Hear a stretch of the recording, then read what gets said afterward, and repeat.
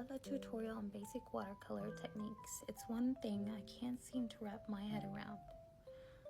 Well, I'm going to give you a spiel first because everyone who asks me about watercolor techniques, I just want to make sure before you get started that you know about all of the watercolor supplies you could be using. What kind of brushes are you going to use? Do you have a favorite type? Have you tried them out? Are you familiar with why they're different than other brushes? You don't have to spend a lot of money on brushes, but there is a reason why people do. For instance, there are certain brushes that are crazy expensive because they hold a lot of the paint and water, and when you drag it, you don't lose that paint so quickly, and you can drag the paint for a while. Do you know what kind of watercolor paper you want to use?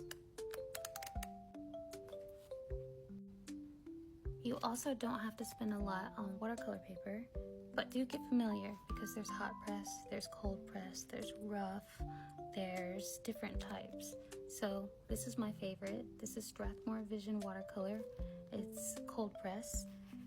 Get to know what types of paper, like the weight and stuff, if you want to get interested in that. So hot press, your watercolors and water is going to kind of sit on top, take longer to dry. Cold press is going to absorb more. I love cold press because it absorbs more. It's faster for it to dry, and I do like the outcome. Figure out what kind of palette you want to use. Sometimes people don't really want to use the plastic ones, and they will use a ceramic one. Ceramic ones are pretty good, but honestly, you once again don't have to pay a lot of money for the things, and you don't have to get special things. It's just what people prefer. Here's another fun tool you don't have to get, but you can try. You can put your water in the bottom, and you put your brushes in the top. Your brushes can drip dry, and you don't have to worry about dealing with your brushes so much while you're in the mood for painting. When you buy your brushes, you want to look at the information and see, like, these are good for acrylics and watercolor and tempera. Some of them will say they're good for oils. Oils generally have a more stiff hair, and watercolors generally have a softer hair. If your brush hairs are synthetic, they're most likely plastic or fake. If it's bristle, it's going to be a hog hair. What kind of watercolor are you going to use? You can use student grade, you can use professional grade, you can use children's. It doesn't matter. When you're starting out, just make a mess so you can get used to the feel of the watercolors. So this is a fancy brand called Core, Q-O-R, and they're super vibrant. Here's a fancy brand called Viviva Colors, and they come in these like portable palettes that are really cool. But like I said, these are fancy. You don't have to get these. I am a huge fan of this.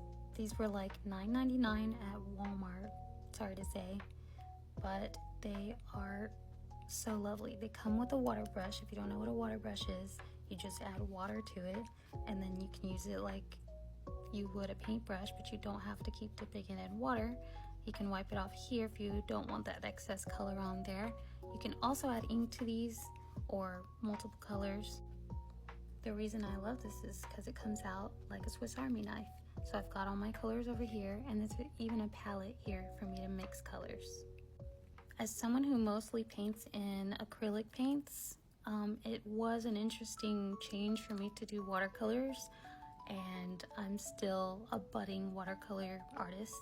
I don't claim it, but I do like to use gouache to practice because watercolors, you have to start kind of the opposite of acrylics with the colors that you lay down. But one thing that has helped me is using the water brushes so I don't get overwhelmed with having to keep dipping and going back and forth. And watercolor pencils. You, once again, don't have to pay for anything too expensive. These are Derwent. They're my favorite. They're cheap. If you can find them, I do recommend them, but I think they had some sort of distribution issue maybe a few years ago, so it might be a little more tricky to find them, but they are one of my favorites. And what you do is you can lay down your watercolor pencil colors in the areas that you want controlled, because as acrylic artist, I do need that control, and I know watercolor is a lot more messy, so you gotta be more free with it, and you gotta accept your mistakes more, which I struggle with whenever I'm using watercolors. So I lay down the lines that I want, that I know I want to be there with my watercolor pencils, and then I will get my water brush, and the water brushes come in small, medium, and large, and also flat, I believe. You can get a multi-pack or you can buy them single, and you put the water in, you see? And I like to use these to drag out the color from the watercolor pencils, or even I will dip this into a palette of a different color and then blend it through the watercolor pencil areas to mix it, and it gives me half control and half of the watercolor chaos. Some people like to do a wet on wet, where they will lay water down on their paper before they start using their watercolors, and then it kind of bleeds out into where the water is. You can even use a spray bottle of water to either keep your watercolors wet or keep your paper wet. Some people prefer to use their watercolors abstract or just use them by themselves. Some people will draw whatever they're working on first so that they also have more control, and then use the watercolors. Besides the standard watercolor paper, which you can get large sheets, like fancy would be arches. I like Hanemule. And you know, like I said, you don't ever have to spend too much. You can just use regular watercolor paper. You can use them in pads, you can use them in sketchbooks. There are toned ones. For example, this is a toned black.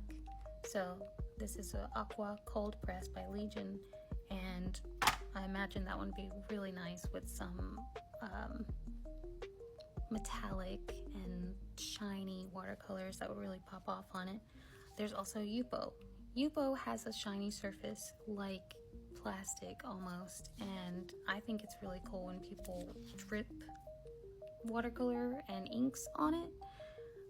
It just has an interesting effect, and you notice that the edges of the watercolor end up becoming sharper, and you get just an interesting effect.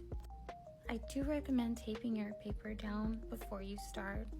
I did a video on my YouTube about the different types of watercolor paper by Hanemule, and if it's mold made or other, then whenever it gets wet, it might tend to curl a little bit. So if you tape it down, then you cause less issues while you're working on it while it's wet. Generally, you're going to find watercolor paper the most, but there are watercolor canvases which are specific to absorb. If you use regular canvas, it's not going to absorb as much like one that you would use that's gessoed with acrylics or used for oil. But there is watercolor ground. Watercolor ground you can add to anything to make a surface ready for watercolors to be used on it. 3 other watercolor mediums that you might consider are an iridescent medium that obviously makes your paints iridescent, or you can use it over. Then there's masking fluid. Masking fluid is going to work like masking tape, except it's a fluid. So put it where you want to, and then paint, watercolor paint over it. And then once you're done, you can use a rubber cement pickup tool to get it up as if it's glue. And then the areas that you have the masking fluid are going to be safe from your watercolors. Masking fluid also comes in a like pen or marker form, and or you can use it from the bottle with its little brush. I do recommend, if you use masking fluid, to try it out on a separate piece of paper that's similar to what paper you're using and similar to whatever effect you're trying to get before you try it on your main piece. If you want to slow down the drying times of your watercolors, etc., then gum arabic is what you're looking for. I may do a part 2 on watercolor mediums and watercolor supplies and brands, just to get you more familiar with, stuff you might not know about that you want to try with watercolors. But now that you have like the essentials of ideas of the watercolor supplies, I will make you a video on the basics of actually using the watercolors.